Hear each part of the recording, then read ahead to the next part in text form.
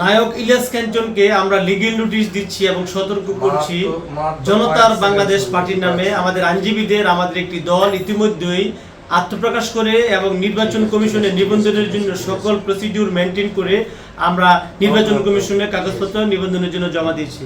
কিন্তু নির্বাচন কমিশন সময় বৃদ্ধি করার কারণে এই সুযোগে ইলিয়াস কাঞ্চন একটি নতুন দলের আত্মপ্রকাশ ঘটাতে যাচ্ছে। যদিও নতুন দল, আমরা ওনাকে স্বাগত জানাই, কিন্তু এই দলটা আমাদের দলের সাথে যেন খুব মিল হয়ে গেছে।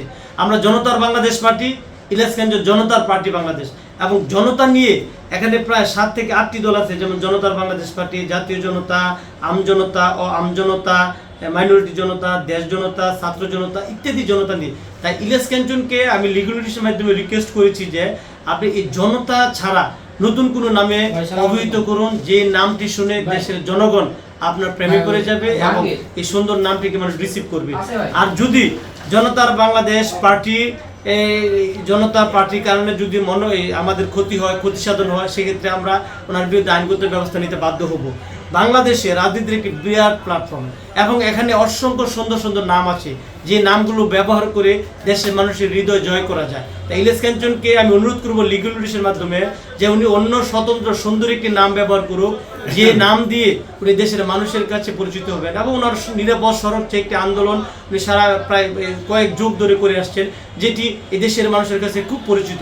নিরাপদ বাংলাদেশ পার্টির নামে এমন কোনো দল করলে, ওনার নিরাপদ সড়ক রিলেটেড কোনো দল করলে সেটি কিন্তু মানুষের কাছে দ্রুত পরিচিতি পেয়ে যাবে, ওনার একটা অবস্থান তৈরি হয়ে যাবে।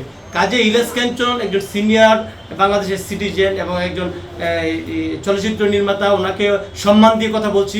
উনি এই জনতার বাংলাদেশ পার্টি, যেহেতু আইনজীবীদের মাধ্যমে আমাদের দলটি ইতিমধ্যে আত্মপ্রকাশ করে নিবন্ধনের জন্য ডকুমেন্ট জমা দিয়েছি, সেটা আমাদের এখানে খোঁচাখুচি না করে আর রাজনীতি দেশের কাদা ছোড়াছুরি, বিদ্বেষ বা হাসি উপদ্রবের পাত্র যদি হয়ে যায়, তাহলে রাজনীতি কিন্তু আমরা দ্রুত জনগণের কাছ থেকে, জনগণ আমাদের কাছ থেকে মুখ ফিরে নেবে। কাজেই ইলিয়াস কাঞ্চনকে আমরা সতর্ক করে দিয়ে বলছি যে জনতার বাংলাদেশ পার্টি যেহেতু একটি দল ইতিমধ্যে সারা বাংলাদেশে সারা জাগিয়ে এটি নিবন্ধনের জন্য কাগজপত্র জমা দিয়েছি, কাজে জনতার বাংলাদেশ পার্টি, জনতার পার্টি ছাড়া অন্য কোনো নামে অভিহিত করার জন্য ইলিয়াস কাঞ্চনকে আমরা লিগ্যাল নোটিশ পাঠিয়েছি, যাতে ইলিয়াস কাঞ্চন লিগ্যাল নোটিশ পেয়ে উনি যেন আমাদের লিগ্যাল নোটিশকে সম্মান করেন।